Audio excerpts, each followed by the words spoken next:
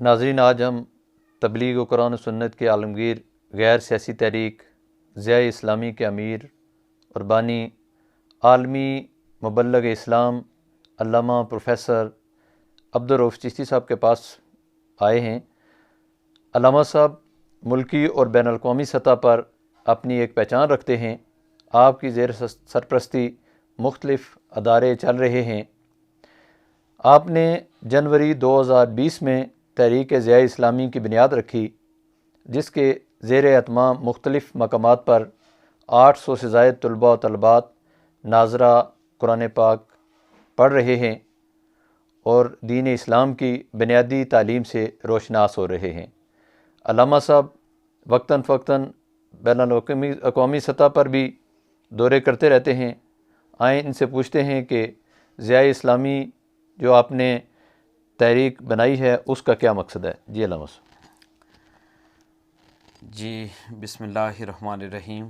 بہت بہت شکریہ محترم ڈاکٹر علی صاحب، آپ کا اور آپ کی جملہ ٹیم کا میں شکر گزار ہوں کہ آپ نے قیمتی وقت نکالا اور آپ میرے پاس تشریف لائے۔ دراصل یہ جو آپ نے تحریک کا نام لیا ہے، تحریک ضیاء اسلامی، جس کی بنیاد میں نے 1 جنوری 2020 کو رکھی۔ دراصل یہ تحریک ضیاء اسلامی جو ایک غیر سیاسی تبلیغ قرآن و سنت کی ایک عالمگیر تحریک ہے، اس کا مقصد بالخصوص جتنے بھی مسلمان نوجوان ہیں اور طلباء و طالبات ہیں، انہیں دین اسلام کی بنیادی اور ناظرہ قرآن مجید فرقان حمید مکمل تجوید و قرأت کے ساتھ ان کو سکھانے کی تحریک ہے، قرآن و حدیث کی تعلیمات کو عام کرنے کی تحریک ہے۔ دراصل ڈاکٹر صاحب ہمارے پورے ملک میں نے دیکھا کہ 90% آپ کہہ سکتے ہیں کہ ہمارے بچے اور بچیاں وہ پرائیویٹ تعلیمی اداروں میں، سرکاری سکولوں میں، کالجز میں اور یونیورسٹیز میں تعلیم پاتے ہیں۔ آپ کہہ سکتے ہیں کہ 8 سے 10% جو ہمارے بچے اور بچیاں ہیں وہ مختلف مدارس کا رخ کرتے ہیں، جہاں پر وہ دین اسلام سے ریلیٹڈ تعلیم حاصل کرتے ہیں۔ میرا ٹارگٹ یہ 90% وہ طلباء و طالبات ہیں جنہوں نے مستقبل میں اس ملک کی باغ ڈور سنبھالنی ہوتی ہے، یعنی یہی بچے کل جا کر وکلاء، ججز، پروفیسرز، بیوروکریٹ، فیڈرل منسٹرز اور مختلف عہدوں پر انہوں نے فائز ہونا ہوتا ہے۔ لیکن بعض اوقات یہ دیکھا گیا ہے کہ یہ دنیاوی طور پر تعلیم تو ان کے پاس ہوتی ہے، انتہائی قابل بھی ہوتے ہیں، لیکن ناظرہ قرآن مجید فرقان حمید اور اسلام کی بنیادی تعلیمات جو بحیثیت مسلمان ہمیں جن تعلیمات سے ہمیں آگاہ ہونا چاہیے وہ نہیں رکھتے ہوتے۔ میرا فوکس یہ ہے کہ تحریک ضیاء اسلامی کے ذریعے ہم یعنی یہ جو 90% طلباء و طالبات ہیں، ہم انہیں ناظرہ قرآن مجید فرقان حمید اور دین اسلام کی بنیادی تعلیمات سے ہمیں انہیں روشناس کرائیں۔ اس سلسلے میں ڈاکٹر صاحب میں نے اس کا آغاز جو میری سرپرستی میں ایک ادارہ چل رہا ہے، Faran model college of sciences, میں نے وہیں سے کیا۔ بحمد تعالیٰ اس وقت جس طرح آپ نے تذکرہ کیا ہے کہ یہاں صرف ٹاؤن ایریا فتح پور تھکیالہ میں 8 تعلیمی ادارے جو ہیں وہ تحریک ضیاء اسلامی کے زیر اہتمام، ان کی جو نرسری پریپ کی کلاس ہیں ان میں جو اس تحریک ضیاء اسلامی کے حفاظ کرام اور علماء کرام ہیں وہ ان بچوں کو ناظرہ قرآن مجید فرقان حمید مکمل تجوید و قرات کے ساتھ اور دین اسلام کی بنیادی تعلیمات سے روشناس کرا رہے، ان کو تعلیم دے رہے ہیں، اور یہ تقریباً کوئی 800 سے زائد طلباء و طالبات ہیں۔ پھر میں نے اسی تحریک ضیاء اسلامی کے زیر اہتمام ادارۃ الغوثیہ پاکستان ایک دینی ادارہ بھی ہے جس کے 2 کیمپس ہیں، ایک فیمیل کیمپس ہے اور دوسرا اس کا میل کیمپس ہے۔ فیمیل کیمپس میں جو ہماری بچیاں ہیں وہ تعلیم حاصل کر رہی ہیں، اور یہ جو ادارۃ الغوثیہ پاکستان ہے یہ محکمہ امور دینیہ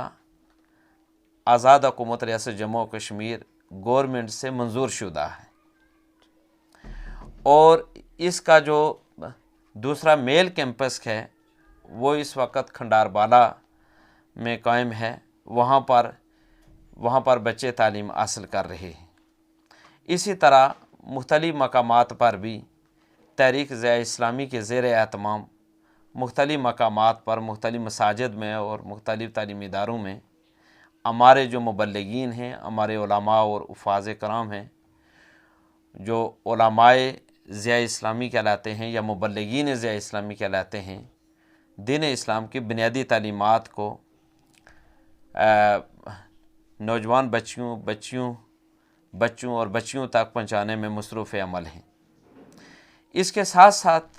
محترم ڈاکٹر صاحب، تحریک ضیاء اسلامی کے تحت ہم نے تعلیم بالغاں کا سلسلہ بھی شروع کیا ہے، اور خاص کر ہمارا جو بچیوں کا ادارہ ہے، ادارۃ الغوثیہ پاکستان کا جو فیمیل کیمپس ہے، اس میں ہماری وہ مائیں بہنیں بھی تعلیم حاصل کر رہی ہیں، اور ناظرہ قرآن مجید فرقان حمید اور اس کے ساتھ اسلام کی بنیادی تعلیم حاصل کرنے میں مصروف ہیں، جو کہ بڑی عمر کی بھی ہیں اور وہ بھی اس سے فائدہ حاصل کر رہی ہیں۔ تحریک ضیاء اسلامی کے تحت میں نے مختلف یونین کونسل میں جو ہمارے مبلغین ضیاء اسلامی ہیں انہوں نے ایک سلسلہ شروع کر رکھا ہے، مختلف مقامات پر سنتو برے اجتماعات بھی ہوتے ہیں ہفتہ وار، اور یہ میرا ان میں بھی جو سنتو برے اجتماعات ہوتے ہیں مرکز سے، یہاں سے میرا جو زیادہ تر جو توجہ ہے یا فوکس ہے وہ اسلام کی بنیادی تعلیمات کی۔ اچھا، یہ تو ہوا آپ جو مدرسین آپ نے رکھے ہیں مبلغین، ظاہر ہے فری تو کوئی نہیں پڑھاتا، تو اس کی فنڈنگ کیسے ہوتی ہے، اس کی تنخواہ وغیرہ کس طرح کر رہے ہیں، کوئی آپ کو ڈونیشن دے رہا ہے، یہ کس طرح ہو رہا ہے، اس بارے میں ذرا۔ جی بالکل، آپ نے بہت ہی خوبصورت اور اچھا سوال کیا ہے۔ دراصل یہ چونکہ اللہ تبارک و تعالیٰ کا کام ہے اور اللہ تبارک و تعالیٰ ہی اس کو چلا رہے ہیں، اس میں سمجھتا ہوں کہ میرے وہ محبت کرنے والے دوست احباب، بزرگ شخصیات اور اللہ تعالیٰ کے نیک بندوں کا کردار ہے جو کہ کردار ادا کر رہے ہیں۔ بلا شبہ جہاں جہاں یہ ادارے چل رہے ہیں وہاں بھی میں نے کوشش کی ہے کہ دوست احباب کو اور مخیر حضرات کے تعاون سے وہاں پر میں نے کمیٹیاں بھی بنائی ہیں، وہ بھی تعاون کر رہے ہیں، دوست احباب بھی تعاون کر رہے ہیں، جو تو بس اللہ تبارک و تعالیٰ کا کرم ہے کہ مخیر حضرات اور جو دوست احباب کا تعاون ہے وہ ہو جاتا ہے اتنا کہ جتنے بھی مبلغین ہیں یا جو خدمات دے رہے ہیں علماء اور حفاظ، ان کی تنخواہیں، ان کے اعزازیہ جو ہے نا وہ ہو جاتا ہے تقریباً۔ اچھا، یہ تو دین کی خدمت ہے، اگر آپ دین کی خدمت کر رہے ہیں تو کیا چاہتے ہیں آپ کہ آپ کو مختلف لوگ جو اپنے زکوٰۃ، عطیات یا اس طرح کی چیزیں یا کوئی ویسے مخیر اجزاء جو پیسے دینا چاہیں بچوں کی تعلیم پہ جو فری آپ کرا رہے ہیں، تو آپ کیا لوگوں کو پیغام دینا چاہتے ہیں کہ کیا وہ آپ کی مدد کر سکتے ہیں یا کیا طریقہ کار ہوگا؟ جی بالکل، آپ نے بہت اچھا سوال کیا ہے۔ اس سلسلے میں میری اپیل بھی ہے مہیر حضرات سے کہ جنہیں اللہ تبارک و تعالیٰ یہ توفیق عطا کرتا ہے، وہ اس بات میں آگے اس سلسلے میں آگے بڑھتے ہیں۔ تو اس سلسلے میں ظاہر بات ہے کہ کوئی بھی تحریک ہو وہ بغیر فنڈنگ کے اور چندے کے کیسے چل سکتی ہے۔ تو میری مہیر حضرات سے یہ اپیل ہے کہ وہ اس سلسلے میں زکوٰۃ کی صورت میں، فطرانے کے صورت میں، صدقات نافلہ کی صورت میں وہ حصہ لے سکتے ہیں۔ لیکن میری یہ بھی گزارش ہوگی کہ جو بھی کوئی اس میں یعنی اگر کوئی صدقہ دینا چاہتا ہے تو وہ اس کی وضاحت ضرور کرے کہ وہ یہ صدقہ زکوٰۃ کی صورت میں یعنی صدقہ نافلہ دے رہا ہے یا زکوٰۃ کی مد میں دے رہا ہے یا کس مد میں، تاکہ ہمارے جو پورا سسٹم ہے ہمارا وہ اس کو پھر اس کے مطابق پھر ہم جس طرح ہمیں دین اسلام اور شریعت ہمیں اجازت دیتی ہے اس کے مطابق ہم اس کا استعمال بھی کریں گے۔ ایک چیز وضاحت کرنا چاہتا ہوں، اور وہ یہ ہے کہ میں ملکی سطح پر اور بین الاقوامی سطح پر بھی اور مختلف مقامات پر تبلیغ قرآن و سنت کے سلسلے میں میرے دورے ہوتے رہتے ہیں اور جاتا ہوں۔ یہاں پر بھی میں خدمات دے رہا ہوں اور تحریک اسلامی کے بانی اور امیر ہونے کے ناطے بھی خدمات پیش کر رہا ہوں۔ تو میں اس سے کوئی اعزازیہ نہیں لے رہا، بلکہ میرا نام ڈونرز میں ہے۔ سب سے پہلا نام میرا ہے کہ میں دینے والوں میں ہوں۔